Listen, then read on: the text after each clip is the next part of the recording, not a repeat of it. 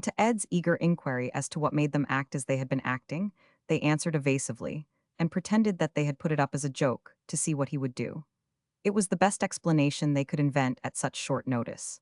And each said to himself, he never delivered that letter, and the joke is on us if he only knew it or we were dull enough to come out and tell. Then, of course, they wanted to know all about the trip, and he said, come right up on the boiler deck and order the drinks, it's my treat. I'm going to tell you all about it. And tonight it's my treat again, and we'll have oysters and a time. When the drinks were brought and cigars lighted, Ed said, well, when I delivered the letter to Mr. Vanderbilt. Great Scott! Gracious, how you scared me, what's the matter? Oh, nothing, nothing, it was a tack in the chair seat, said one. But you all said it, however, no matter, when I delivered the letter. Did you deliver it? And they looked at each other as people might who thought that maybe they were dreaming. Then they settled to listening, and as the story deepened and its marvels grew, the amazement of it made them dumb, and the interest of it took their breath. They hardly uttered a whisper during 2 hours, but sat like petrifactions and drank in the immortal romance. At last the tale was ended, and Ed said, and it's all owing to you boys, and you'll never find me ungrateful. Bless your hearts, the best friends a fellow ever had. You'll all have places, I want every one of you. I know you by the back, as the gamblers say. You're jokers and all that, but you're sterling, with the hallmark on. And Charlie Fairchild, you shall be my first assistant and right hand, because of your first-class ability, and because you got me the letter, and for your father's sake who wrote it for me, and to please Mr. Vanderbilt, who said it would. And here's to that great man, drink hearty. Yes, when the moment comes, the man appears, even if he is 1,000 miles away and has to be discovered by a practical joke. Chapter 34. When people do not respect us, we are sharply offended, yet deep down in his private heart, no man much respects himself. Pudd'nhead Wilson's New Calendar. Necessarily, the human interest is the first interest in the logbook of any country. The annals of Tasmania, in whose shadow we were sailing, are lurid with that feature. Tasmania was a convict dump in old times. This has been indicated in the account of the Conciliator, where reference is made to vain attempts of desperate convicts to win to permanent freedom, after escaping from Macquarie Harbor and the gates of hell. In the early days, Tasmania had a great population of convicts, of both sexes and all ages, and a bitter hard life they had. In one spot there was a settlement of juvenile convicts, children, who had been sent thither from their home and their friends on the other side of the globe to expiate their crimes. In due course our ship entered the estuary called the Derwent, at whose head stands Hobart, the capital of Tasmania. The Derwent's shores furnish scenery of an interesting sort. The historian Laurie, whose book, The Story of Australasia, is just out, invoices its features with considerable truth and intemperance. The marvelous picturesqueness of every point of view, combined with the clear balmy atmosphere and the transparency of the ocean depths, must have delighted and deeply impressed the early explorers. If the rock-bound coasts, sullen, defiant, and lowering, seemed uninviting, these were occasionally broken into charmingly alluring coves floored with golden sand, clad with evergreen shrubbery, and adorned with every variety of indigenous wattle, sheoak, wildflower, and fern, from the delicately graceful maidenhair to the palm-like old man, while the majestic gum tree, clean and smooth as the mast of some tall amaral, pierces the clear air to the height of 230 feet or more. It looked so to me. Coasting along Tasman's peninsula, what a shock of pleasant wonder must have struck the early mariner on suddenly sighting Cape Pillar, with its cluster of black-ribbed basaltic columns, rising to a height of 900 feet, the hydra head wreathed in a turban of fleecy cloud, the base lashed by jealous waves spouting angry fountains of foam. That is well enough, but I did not suppose those snags were 900 feet high. Still, they were a very fine show. They stood boldly out by themselves and made a fascinatingly odd spectacle. But there was nothing about their appearance to suggest the heads of a hydra. They looked like a row of lofty slabs with their upper ends tapered to the shape of a carving knife point. In fact, the early voyager, ignorant of their great height, might have mistaken them for a rusty old rank of piles that had sagged this way and that out of the perpendicular. The peninsula is lofty, rocky, and densely clothed with scrub or brush or both. It is joined to the main by a low neck. At this junction was formerly a convict station called Port Arthur, a place hard to escape from. Behind it was the wilderness of scrub, in which a fugitive would soon starve. In front was the narrow neck, with a cordon of chained dogs across it, and a line of lanterns, and a fence of living guards, armed. We saw the place as we swept by. That is, we had a glimpse of what we were told was the entrance to Port Arthur. The glimpse was worth something as a remembrancer, but that was all. The voyage thence up the Derwent Frith displays a grand succession of fairy visions, in its entire length elsewhere unequaled. In gliding over the deep blue sea studded with lovely islets luxuriant to the water's edge, one is at a loss which scene to choose for contemplation and to admire most. When the Huon and Bruny have been passed, there seems no possible chance of arrival. But suddenly Mount Wellington, massive and noble like his brother Etna, literally heaves in sight, sternly guarded on either hand by Mounts Nelson and Rumney. Presently we arrive at Sullivan's Cove, Hobart. It is an attractive town. It sits on low hills that slope to the harbor, a harbor that looks like a river and is as smooth as one. Its still surface is pictured with dainty reflections of boats and grassy banks and luxuriant foliage. Back of the town rise highlands that are clothed in woodland loveliness, and over the way is that noble mountain, Wellington, a stately bulk, a most majestic pile. How beautiful is the whole region, for form and grouping and opulence and freshness of foliage and variety of color and grace and shapeliness of the hills, the capes, the promontories. And then the splendor of the sunlight, the dim rich distances, the charm of the water glimpses. And it was in this paradise that the yellow-liveried convicts were landed, and the corps bandits quartered, and the wanton slaughter of the kangaroo-chasing black innocents consummated on that autumn day in May, in the brutish old time. It was all out of keeping with the place, a sort of bringing of heaven and hell together. The remembrance of this paradise reminds me that it was at Hobart that we struck the head of the procession of Junior Englands. We were to encounter other sections of it in New Zealand, presently, and others later in Natal. Wherever the exiled Englishman can find in his new home resemblances to his old one, he is touched to the marrow of his being. The love that is in his heart inspires his imagination, and these allied forces transfigure those resemblances into authentic duplicates of the revered originals. It is beautiful, the feeling which works this enchantment, and it compels one's homage, compels it, and also compels one's assent, compels it always. Even when, as happens sometimes, one does not see the resemblances as clearly as does the exile who is pointing them out. The resemblances do exist, it is quite true, and often they cunningly approximate the originals. But after all, in the matter of certain physical patent rights, there is only one England. Now that I have sampled the globe, I am not in doubt. There is a beauty of Switzerland, and it is repeated in the glaciers and snowy ranges of many parts of the earth. There is a beauty of the fjord, and it is repeated in New Zealand and Alaska. There is a beauty of Hawaii, and it is repeated in 10,000 islands of the southern seas. There is a beauty of the prairie and the plain, and it is repeated here and there in the earth. Each of these is worshipful, each is perfect in its way, yet holds no monopoly of its beauty. But that beauty which is England is alone, it has no duplicate. It is made up of very simple details, just grass and trees and shrubs and roads and hedges and gardens and houses and vines and churches and castles, and here and there a ruin, and over it all a mellow dream haze of history.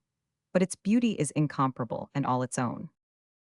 Hobart has a peculiarity. It is the neatest town that the sun shines on, and I incline to believe that it is also the cleanest. However that may be, its supremacy in neatness is not to be questioned. There cannot be another town in the world that has no shabby exteriors. No rickety gates and fences, no neglected houses crumbling to ruin, no crazy and unsightly sheds, no weed-grown front yards of the poor, no backyards littered with tin cans and old boots and empty bottles, no rubbish in the gutters, no clutter on the sidewalks, no outer borders fraying out into dirty lanes and tin-patched huts. No, in Hobart all the aspects are tidy, and all a comfort to the eye. The modestest cottage looks combed and brushed, and has its vines, its flowers, its neat fence, its neat gate, its comely cat asleep on the window ledge. We had a glimpse of the museum, by courtesy of the American gentleman who is curator of it. It has samples of half a dozen different kinds of marsupials. A marsupial is a plantigrade vertebrate whose specialty is its pocket. In some countries it is extinct, in the others it is rare. The first American marsupials were Stephen Girard, Mr. Astor, and the opossum. The principal marsupials of the southern hemisphere are Mr. Rhodes and the kangaroo. I myself am the latest marsupial. Also, I might boast that I have the largest pocket of them all, but there is nothing in that. One, the Tasmanian devil, that is, I think he was one of them, and there was a fish with lungs. When the water dries up, it can live in the mud. Most curious of all was a parrot that kills sheep. On one great sheep run, this bird killed 1,000 sheep in a whole year. He doesn't want the whole sheep, but only the kidney fat. This restricted taste makes him an expensive bird to support. To get the fat, he drives his beak in and rips it out. The wound is mortal. This parrot furnishes a notable example of evolution brought about by changed conditions. When the sheep culture was introduced, it presently brought famine to the parrot by exterminating a kind of grub which had always thitherto been the parrot's diet. The miseries of hunger made the bird willing to eat raw flesh, since it could get no other food, and it began to pick remnants of meat from sheep skins hung out on the fences to dry. It soon came to prefer sheep meat to any other food, and by it came to prefer the kidney fat to any other detail of the sheep. The parrot's bill was not well shaped for digging out the fat, but nature fixed that matter. She altered the bill's shape, and now the parrot can dig out kidney fat better than the Chief Justice of the Supreme Court, or anybody else, for that matter, even an admiral. And there was another curiosity. Quite a stunning one, I thought. Arrowheads and knives just like those which primeval man made out of flint, and thought he had done such a wonderful thing? Yes, and has been humored and coddled in that superstition by this age of admiring scientists, until there is probably no living with him in the other world by now. Yet here is his finest and nicest work exactly duplicated in our day, and by people who have never heard of him or his works, by aborigines who lived in the islands of these seas within our time. And they not only duplicated those works of art, but did it in the brittlest and most treacherous of substances, glass, made them out of old brandy bottles flung out of the British camps, millions of tons of them. It is time for primeval man to make a little less noise now. He has had his day. He is not what he used to be. We had a drive through a bloomy and odorous fairyland to the refuge for the indigent, a spacious and comfortable home, with hospitals, etc., for both sexes. There was a crowd in there of the oldest people I have ever seen. It was like being suddenly set down in a new world, a weird world where youth has never been, a world sacred to age and bowed forms and wrinkles. Out of the 359 persons present, 223 were ex-convicts, and could have told stirring tales, no doubt, if they had been minded to talk. 42 of the 359 were past 80, and several were close upon 90. The average age at death there is 76 years. As for me, I have no use for that place. It is too healthy. 70 is old enough. After that, there is too much risk. Youth and gaiety might vanish any day, and then, what is left? Death in life, death without its privileges, death without its benefits. There were 185 women in that refuge, and of them were ex-convicts. The steamer disappointed us. Instead of making a long visit at Hobart, as usual, she made a short one. So we got but a glimpse of Tasmania and then moved on. Chapter 30. Nature makes the locust with an appetite for crops. Man would have made him with an appetite for sand. Pudd'nhead Wilson's New Calendar. We spent part of an afternoon and a night at sea, and reached Bluff in New Zealand early in the morning. Bluff is at the bottom of the middle island and is away down south, nearly 47 degrees below the equator. It lies as far south of the line as Quebec lies north of it, and the climates of the two should be alike, but for some reason or other it has not been so arranged. Quebec is hot in the summer and cold in the winter, but Bluff's climate is less intense. The cold weather is not very cold, the hot weather is not very hot, and the difference between the hottest month and the coldest is but 17 degrees Fahrenheit. In New Zealand, the rabbit plague began at Bluff. The man who introduced the rabbit there was banqueted and lauded, but they would hang him, now, if they could get him. In England, the natural enemy of the rabbit is detested and persecuted. In the Bluff region, the natural enemy of the rabbit is honored, and his person is sacred. The rabbit's natural enemy in England is the poacher. In Bluff, its natural enemy is the stoat, the weasel, the ferret, the cat, and the mongoose. In England, any person below the air who is caught with a rabbit in his possession must satisfactorily explain how it got there, or he will suffer fine and imprisonment, together with extinction of his peerage. In Bluff, the cat found with a rabbit in its possession does not have to explain. Everybody looks the other way. The person caught noticing would suffer fine and imprisonment, with extinction of peerage. This is a sure way to undermine the moral fabric of a cat. 30 years from now, there will not be a moral cat in New Zealand. Some think there is none there now. In England, the poacher is watched, tracked, hunted. He dare not show his face. In Bluff, the cat, the weasel, the stoat, and the mongoose go up and down, whither they will, unmolested. By a law of the legislature, posted where all may read, it is decreed that any person found in possession of one of these creatures, dead, must satisfactorily explain the circumstances, or pay a fine of not less than £5, nor more than £20. The revenue from this source is not large. Persons who want to pay $100 for a dead cat are getting rarer and rarer every day. This is bad, for the revenue was to go to the endowment of a university. All governments are more or less short-sighted. In England, they fine the poacher, whereas he ought to be banished to New Zealand. New Zealand would pay his way and give him wages. It was from Bluff that we ought to have cut across to the west coast and visited the New Zealand Switzerland, a land of superb scenery, made up of snowy grandeurs and mighty glaciers and beautiful lakes. And over there also are the wonderful rivals of the Norwegian and Alaskan fjords, and for neighbor, a waterfall of 1,900 feet. But we were obliged to postpone the trip to some later and indefinite time. November 6, a lovely summer morning, brilliant blue sky. A few miles out from Invercargill, passed through vast level green expanses snowed over with sheep. Fine to see. The green, deep and very vivid sometimes, at other times less so, but delicate and lovely. A passenger reminds me that I am in the England of the far south. Dunedin, same date. The town justifies Michael Davitt's praises. The people are Scotch. They stopped here on their way from home to heaven, thinking they had arrived. The population is stated at 40,000 by Malcolm Ross, journalist, stated by an MP at 60,000. A journalist cannot lie. To the residence of Dr. Hawkin. He has a fine collection of books relating to New Zealand, and his house is a museum of Maori art and antiquities. He has pictures and prints in color of many native chiefs of the past, some of them of note in history. There is nothing of the savage in the faces. Nothing could be finer than these men's features, nothing more intellectual than these faces, nothing more masculine, nothing nobler than their aspect. The aboriginals of Australia and Tasmania looked the savage, but these chiefs look like Roman patricians. The tattooing in these portraits ought to suggest the savage, of course, but it does not. The designs are so flowing and graceful and beautiful that they are a most satisfactory decoration. It takes but 15 minutes to get reconciled to the tattooing, and but 15 more to perceive that it is just the thing. After that, the undecorated European face is unpleasant and ignoble. Dr. Hawkian gave us a ghastly curiosity, a lignified caterpillar with a plant growing out of the back of its neck, a plant with a slender stee inches high. It happened not by accident, but by design, nature's design. This caterpillar was in the act of loyally carrying out a law inflicted upon him by nature, a law purposely inflicted upon him to get him into trouble, a law which was a trap. In pursuance of this law, he made the proper preparations for turning himself into a night moth.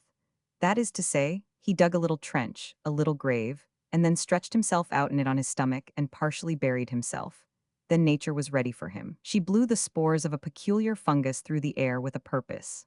Some of them fell into a crease in the back of the caterpillar's neck and began to sprout and grow, for there was soil there. He had not washed his neck. The roots forced themselves down into the worm's person and rearward along through its body, sucking up the creature's juices for sap. The worm slowly died and turned to wood. And here he was now, a wooden caterpillar, with every detail of his former physique delicately and exactly preserved and perpetuated, and with that stem standing up out of him for his monument commemorative of his own loyalty and of nature's unfair return for it. Nature is always acting like that. Mrs. X said, of course, that the caterpillar was not conscious and didn't suffer. She should have known better. No caterpillar can deceive nature. If this one couldn't suffer, nature would have known it and would have hunted up another caterpillar. Not that she would have let this one go, merely because it was defective. No, she would have waited and let him turn into a night moth, and then fried him in the candle.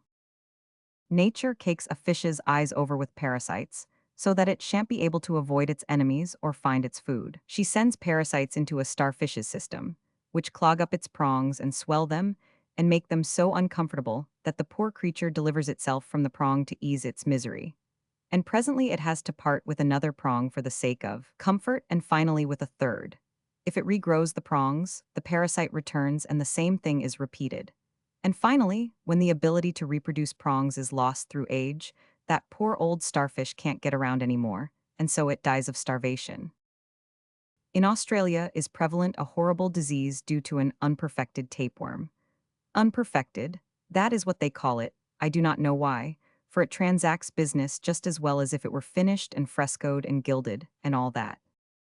November 9, to the Museum and Public Picture Gallery with the President of the Society of Artists.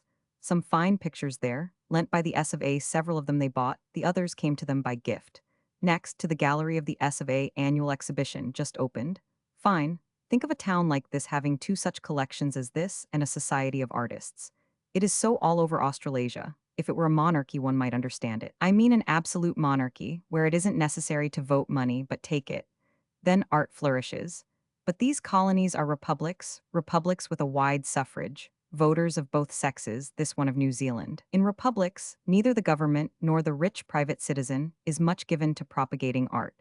All over Australasia, pictures by famous European artists are bought for the public galleries by the state and by societies of citizens. Living citizens, not dead ones. They rob themselves to give, not their heirs. This S of A here owns its building, built it by subscription. Chapter 31.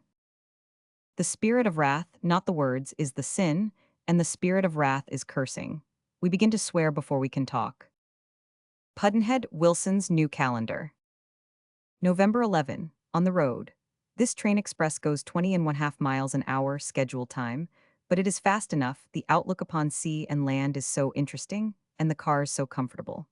They are not English and not American. They are the Swiss combination of the two. A narrow and railed porch along the side, where a person can walk up and down. A lavatory in each car. This is progress. This is 19th century spirit. In New Zealand, these fast expresses run twice a week. It is well to know this if you want to be a bird and fly through the country at a 20-mile gait. Otherwise, you may start on one of the 5 wrong days, and then you will get a train that can't overtake its own shadow. By contrast, these pleasant cars call to mind the branch road cars at Maryborough, Australia, and the passengers talk about the branch road and the hotel. Somewhere on the road to Maryborough, I changed for a while to a smoking carriage. There were 2 gentlemen there, both riding backward, one at each end of the compartment. They were acquaintances of each other. I sat down facing the one that sat at the starboard window. He had a good face and a friendly look, and I judged from his dress that he was a dissenting minister. He was along toward 50. Of his own motion, he struck a match and shaded it with his hand for me to light my cigar. I take the rest from my diary. In order to start conversation, I asked him something about Maryborough. He said, in a most pleasant, even musical voice, but with quiet and cultured decision, "It's a charming town, with a hell of a hotel." I was astonished. It seemed so odd to hear a minister swear out loud. He went placidly on. "It's the worst hotel in Australia. Well, one may go further and say in Australasia. Bad beds. No, none at all, just sandbags. The pillows too. Yes, the pillows too, just sand, and not a good quality of sand. It packs too hard and has never been screened. There is too much gravel in it, it is like sleeping on nuts. Isn't there any good sand? Plenty of it. There is as good bed sand in this region as the world can furnish. Aerated sand and loose, but they won't buy it. They want something that will pack solid and petrify. How are the rooms? 8 feet square, and a sheet of iced oilcloth to step on in the morning when you get out of the sand quarry. As to lights, colonial lamp. It's a good one. No, it's the kind that sheds a gloom. I like a lamp that burns all night. This one won't, you must blow it out early. That is bad, one might want it again in the night, can't find it in the dark. There's no trouble, you can find it by the stench. Wardrobe. 2 nails on the door to hang 7 suits of clothes on if you've got them. Bells. There aren't any. What do you do when you want service? Shout, but it won't fetch anybody. Suppose you want the chambermaid to empty the slop jar.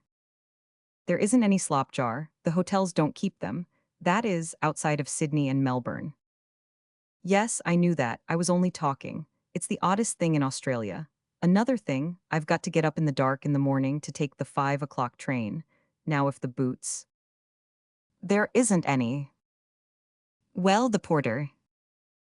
There isn't any. But who will call me? Nobody, you'll call yourself. And you'll light yourself too. There'll not be a light burning in the halls or anywhere. And if you don't carry a light, you'll break your neck. But who will help me down with my baggage? Nobody, however, I will tell you what to do. In Maryborough, there's an American who has lived there half a lifetime, a fine man and prosperous and popular. He will be on the lookout for you, you won't have any trouble. Sleep in peace, he will rout you out and you will make your train. Where is your manager? I left him at Ballarat studying the language. And besides, he had to go to Melbourne and get us ready for New Zealand. I've not tried to pilot myself before, and it doesn't look easy. Easy? You've selected the very most difficult piece of railroad in Australia for your experiment. There are 12 miles of this road which no man without good executive ability can ever hope. Tell me, have you good executive ability? First-rate executive ability. I think so, but that settles it. The tone of, oh, you wouldn't ever make it in the world. However, that American will point you right and you'll go. You've got tickets. Yes, round trip, all the way to Sydney. Ah, there it is, you see? You are going in the 5 o'clock by Castlemaine, 12 miles instead of the 7:15 by Ballarat, in order to save 2 hours of fooling along the road. Now then, don't interrupt, let me have the floor. You're going to save the government a deal of hauling, but that's nothing. Your ticket is by Ballarat, and it isn't good over that 12 miles, and so. But why should the government care which way I go? Goodness knows, ask of the winds that far away with fragments strewed the sea, as the boy that stood on the burning deck used to say. The government chooses to do its railway business in its own way, and it doesn't know as much about it as the French. In the beginning, they tried idiots. Then they imported the French, which was going backwards, you see? Now it runs the roads itself, which is going backwards again, you see? Why do you know in order to curry favor with the voters, the government puts down a road wherever anybody wants it? Anybody that owns 2 sheep and a dog. And by consequence, we've got, in the colony of Victoria, 800 railway stations, and the business done at 80 of them doesn't foot up 20 shillings a week. $5, oh come. It's true, it's the absolute truth. Why, there are 3 or 4 men on wages at every station. I know it, and the station business doesn't pay for the sheep dip to sanctify their coffee with. It's just as I say. And accommodating? Why, if you shake a rag, the train will stop in the midst of the wilderness to pick you up. All that kind of politics costs, you see. And then, besides, any town that has a good many votes and wants a fine station gets it. Don't you overlook that Maryborough station, if you take an interest in governmental curiosities. Why, you can put the whole population of Maryborough into it, and give them a sofa apiece, and have room for more. You haven't 15 stations in America that are as big, and you probably haven't 5 that are half as fine. Why, it's perfectly elegant. And the clock, everybody will show you the clock. There isn't a station in Europe that's got such a clock. It doesn't strike, and that's one mercy. It hasn't any bell, and as you'll have cause to remember if you keep your reason, all Australia is simply bedamned with bells. On every quarter hour, night and day, they jingle a tiresome chime of half a dozen notes, all the clocks in town at once, all the clocks in Australasia at once, and all the very same notes. First, downward scale, mi, re, do, sol, then upward scale, sol, si, re, do, down again, mi, re, do, sol, up again, sol, si, re, do, then the clock say at midnight clang, clang, clang, clang, clang, clang, clang, clang, clang, clang, and by that time you're, hello, what's all this excitement about? Oh, I see, a runaway scared by the train. Why, you wouldn't think this train could scare anything. Well, of course, when they build and run 80 stations at a loss and a lot of palace stations and clocks like Maryborough's at another loss, the government has got to economize somewhere, hasn't it? Very well, look at the rolling stock. That's where they save the money. Why, that train from Maryborough will consist of 18 freight cars and 2 passenger kennels. Cheap, poor, shabby, slovenly. No drinking water, no sanitary arrangements, every imaginable inconvenience, and slow? Oh, the gate of cold molasses, no air brake, no springs, and they'll jolt your head off every time they start or stop. That's where they make their little economies, you see. They spend tons of money to house you palatially, while you wait 15 minutes for a train, then degrade you to 6 hours, convict transportation to get the foolish outlay back. What a rational man really needs is discomfort while he's waiting, then his journey in a nice train would be a grateful change. But no, that would be common sense, and out of place in a government. And then, besides, they save in that other little detail. Repudiate their own tickets and collect a poor little illegitimate extra shilling out of you for that 12 miles, and, well, in any case, wait, there's more. Leave that American out of the account and see what would happen. There's nobody on hand to examine your ticket when you arrive, but the conductor will come and examine it when the train is ready to start. It is too late to buy your extra ticket now. The train can't wait and won't. You must climb out. But can't I pay the conductor? No, he is not authorized to receive the money, and he won't. You must climb out. There's no other way. I tell you, the railway management is about the only thoroughly European thing here. Continentally European, I mean, not English. It's the continental business in perfection, down fine. Oh yes, even to the peanut commerce of weighing baggage. The train slowed up at his place. As he stepped out, he said, Yes, you'll like Maryborough. Plenty of intelligence there. It's a charming place with a hell of a hotel. Then he was gone. I turned to the other gentleman. Is your friend in the ministry? No, studying for it. Chapter 32. The man with a new idea is a crank until the idea succeeds. Pudd'nhead Wilson's New Calendar. It was junior England all the way to Christchurch, in fact, just a garden. And Christchurch is an English town with an English park annex and a winding English brook just like the Avon, and named the Avon, but from a man, not from Shakespeare's river. Its grassy banks are bordered by the stateliest and most impressive weeping willows to be found in the world, I suppose. They continue the line of a great ancestor. They were grown from sprouts of the willow that sheltered Napoleon's grave in St. Helena. It is a settled old community, with all the serenities, the graces, the conveniences, and the comforts of the ideal home life. If it had an established church and social inequality, it would be England over again with hardly a lack. In the museum, we saw many curious and interesting things. Among others, a fine native house of the olden time, with all the details true to the facts, and the showy colors right and in their proper places. All the details, the fine mats and rugs and things, the elaborate and wonderful wood carvings, wonderful, surely, considering who did them, wonderful in design and particularly in execution, for they were done with admirable sharpness and exactness, and yet with no better tools than flint and jade and shell could furnish. And the totem posts were there, ancestor with tongues protruded and hands clasped comfortably over bellies containing other people's ancestors. Grotesque and ugly devils, every one, but lovingly carved and ably. And the stuffed natives were present, in their proper places, and looking as natural as life. And the housekeeping utensils were there, too, and close at hand the carved and finely ornamented war canoe. And we saw little jade gods to hang around the neck, not everybody's, but sacred to the necks of natives of rank. Also jade weapons and many kinds of jade trinkets, all made out of that excessively hard stone without the help of any tool of iron. And some of these things had small round holes bored through them. Nobody knows how it was done. A mystery, a lost art. I think it was said that if you want such a hole bored in a piece of jade now, you must send it to London or Amsterdam, where the lapidaries are.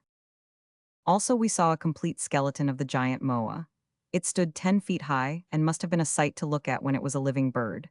It was a kicker, like the ostrich. In fight it did not use its beak but its foot. It must have been a convincing kind of kick. If a person had his back to the bird and did not see who it was that did it, he would think he had been kicked by a windmill. There must have been a sufficiency of moas in the old forgotten days when his breed walked the earth. His bones are found in vast masses, all crammed together in huge graves. They are not in caves, but in the ground. Nobody knows how they happen to get concentrated there. Mind, they are bones, not fossils. This means that the moa has not been extinct very long. Still, this is the only New Zealand creature which has no mention in that otherwise comprehensive literature, the native legends. This is a significant detail, and is good circumstantial evidence that the moa has been extinct 500 years, since the Maori has himself, by tradition, been in New Zealand since the end of the 15th century. He came from an unknown land. The first Maori did, then sailed back in his canoe and brought his tribe, and they removed the aboriginal peoples into the sea and into the ground and took the land. That is the tradition. That first Maori could come is understandable, for anybody can come to a place when he isn't trying to. But how that discoverer found his way back home again without a compass is his secret, and he died with it in him. His language indicates that he came from Polynesia. He told where he came from, but he couldn't spell well, so one can't find the place on the map, because people who could spell better than he could spelt the resemblance all out of it when they made the map. However, it is better to have a map that is spelt right than one that has information in it. In New Zealand, women have the right to vote for members of the legislature, but they cannot be members themselves. The law extending the suffrage to them went into effect in 1893. The population of Christchurch, census of 1891, was 31,454. The first election under the law was held in November of that year. Number of men who voted, 6,313. Number of women who voted, 5,989. These figures ought to convince us that women are not as indifferent about politics as some people would have us believe. In New Zealand as a whole, the estimated adult female population was 139,915. Of these, 109,461 qualified and registered their names on the rolls 78. 23% of the whole. Of these, 90,290 went to the polls and voted 85. 18%. Do men ever turn out better than that in America or elsewhere? Here is a remark to the other sex's credit, too. I take it from the official report. A feature of the election was the orderliness and sobriety of the people.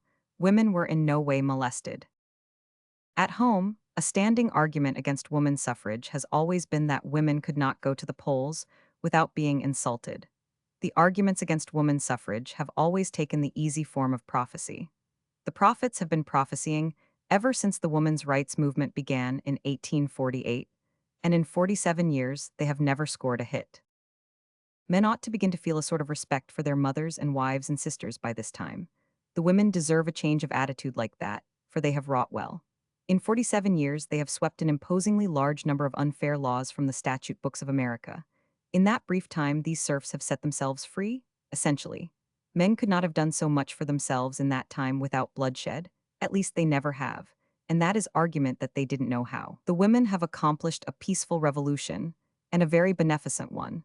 And yet that has not convinced the average man that they are intelligent and have courage and energy and perseverance and fortitude. It takes much to convince the average man of anything, and perhaps nothing can ever make him realize that he is the average woman's inferior.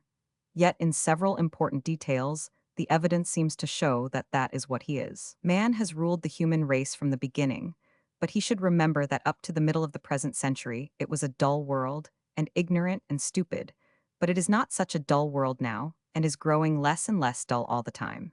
This is woman's opportunity. She has had none before. I wonder where man will be in another 47 years. In the New Zealand law occurs this. The word person wherever it occurs throughout the act includes woman. That is promotion, you see. By that enlargement of the word, the matron with the garnered wisdom and experience of 50 years becomes at one jump the political equal of her callow kid of 21. The white population of the colony is 626,000, the Maori population is 42,000. The whites elect 70 members of the House of Representatives, the Maoris 4. The Maori women vote for their 4 members. November 16. After 4 pleasant days in Christchurch, we are to leave at midnight tonight. Mr. Kinsey gave me an ornithorhynchus, and I am taming it. Sunday, 17th. Sailed last night in the Flora from Lyttelton. So we did, I remember it yet. The people who sailed in the Flora that night may forget some other things if they live a good while, but they will not live long enough to forget that. The Flora is about the equivalent of a cattle scow, but when the Union Company find it inconvenient to keep a contract and lucrative to break it, they smuggle her into passenger service and keep the change. They give no notice of their projected depredation.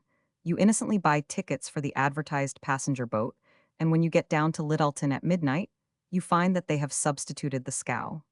They have plenty of good boats, but no competition, and that is the trouble. It is too late now to make other arrangements if you have engagements ahead. It is a powerful company, it has a monopoly, and everybody is afraid of it, including the government's representative, who stands at the end of the stage plank to tally the passengers and see that no boat receives a greater number than the law allows her to carry. This conveniently blind representative saw the scow receive a number which was far in excess of its privilege, and winked a politic wink and said nothing. The passengers bore with meekness the cheat which had been put upon them, and made no complaint. It was like being at home in America, where abused passengers act in just the same way. A few days before, the Union Company had discharged a captain for getting a boat into danger, and had advertised this act as evidence of its vigilance in looking after the safety of the passengers. For thugging a captain cost the company nothing, but when opportunity offered to send this dangerously overcrowded tub to sea and save a little trouble and a tidy penny by it, it forgot to worry about the passengers' safety. The first officer told me that the Flora was privileged to carry 125 passengers. She must have had all of 200 on board. All the cabins were full, all the cattle stalls in the main stable were full, the spaces at the heads of companionways were full, every inch of floor and table in the swill room was packed with sleeping men and remained so until the place was required for breakfast. All the chairs and benches on the hurricane deck were occupied, and still there were people who had to walk about all night. If the Flora had gone down that night, half of the people on board would have been wholly without means of escape. The owners of that boat were not technically guilty of conspiracy to commit murder, but they were morally guilty of it.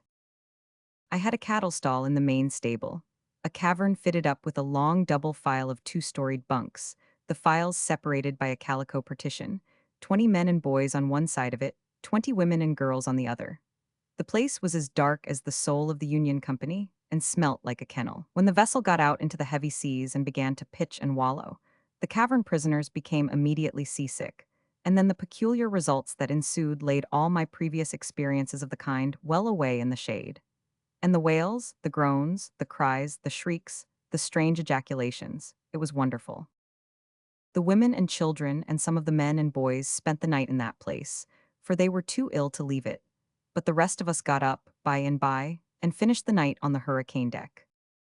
That boat was the foulest I was ever in, and the smell of the breakfast saloon, when we threaded our way among the layers of steaming passengers stretched upon its floor, and its tables was incomparable for efficiency. A good many of us got ashore at the first wayport to seek another ship. After a wait of 3 hours, we got good rooms in the Mahanapua, a wee little bridal parlor of a boat, only 205 tons burthen, clean and comfortable, good service, good beds, good table, and no crowding. The seas danced her about like a duck, but she was safe and capable. Next morning early she went through the French Pass, a narrow gateway of rock between bold headlands, so narrow in fact that it seemed no wider than a street. The current tore through there like a mill race, and the boat darted through like a telegram. The passage was made in half a minute. Then we were in a wide place where noble vast eddies swept grandly round and round in shoal water, and I wondered what they would do with the little boat. They did as they pleased with her. They picked her up and flung her around like nothing, and landed her gently on the solid, smooth bottom of sand, so gently, indeed, that we barely felt her touch it, barely felt her quiver when she came to a standstill. The water was as clear as glass, the sand on the bottom was vividly distinct, and the fishes seemed to be swimming about in nothing. Fishing lines were brought out, but before we could bait the hooks, the boat was off and away again. Chapter 33. Let us be grateful to Adam, our benefactor. He cut us out of the blessing of idleness and won for us the curse of labor. Pudd'nhead Wilson's New Calendar. We soon reached the town of Nelson and spent the most of the day there, visiting acquaintances and driving with them about the garden. The whole region is a garden, excepting the scene of the Mongatapu murders of 30 years ago. That is a wild place, wild and lonely, an ideal place for a murder. It is at the base of a vast, rugged, densely timbered mountain. In the deep twilight of that forest solitude, four desperate rascals, Burgess, Sullivan, Levy, and Kelly, ambushed themselves beside the mountain trail to murder and rob four travelers, Kempthorne, Matthew, Dudley, and DePontius, the latter a New Yorker. A harmless old laboring man came wandering along, and as his presence was an embarrassment, they choked him, hid him, and then resumed their watch for the four. They had to wait a while, but eventually everything turned out as they desired.